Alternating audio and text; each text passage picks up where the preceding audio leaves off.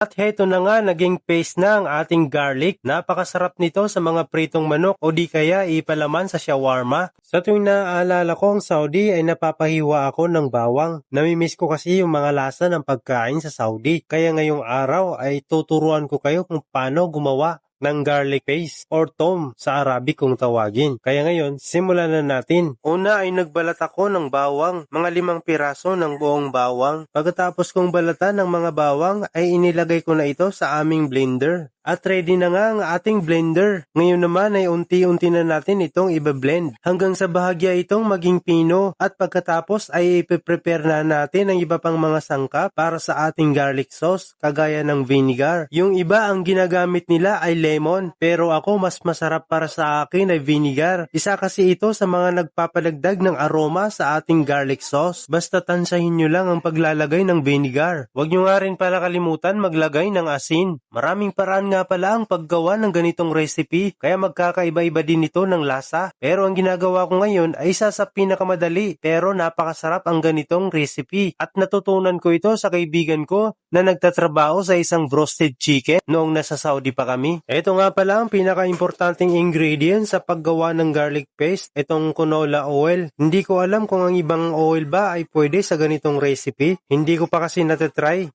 Comment na lang kung pwede rin ang ibang mantika sa comment section. At kagaya nga ng sabi ko sa inyo kanina ay magkakaiba-iba ang recipe sa paggawa ng ganito dahil yung iba ay nilalagyan pa ito ng itlog pero ako hindi ko na nilagyan ng itlog kasi masyadong lumalapot at nawawala yung lasa ng bawang. Kaya kung gusto nyo ng medyo matapang at lasang-lasa ang bawang ay wag nyo na itong lagyan ng itlog at habang nagbablend ang blender ay unti-unti natin ilalagay ang mantika. Wag nyo munang ibuhos lahat para humalo ng husto ang mantika sa bawang. Kada 5 segundo ay saka kayo maglagay ng mantika habang umiikot ang blender hanggang sa maubos lahat ng mantika at maging foamy paste na ang ating texture ng ating garlic sauce. At heto na nga, naging paste na ang ating garlic. Napakasarap nito sa mga pritong manok o di kaya ipalaman sa shawarma. Pwede rin sa burger or mga plain na tinapay. At dahil walang tinapay, ribis ko muna ang nilagyan ko ng ating garlic paste. Hinaluan ko rin ito ng konting ketchup at talagang parang nasa Saudi na ako sa sobrang sarap. O siya,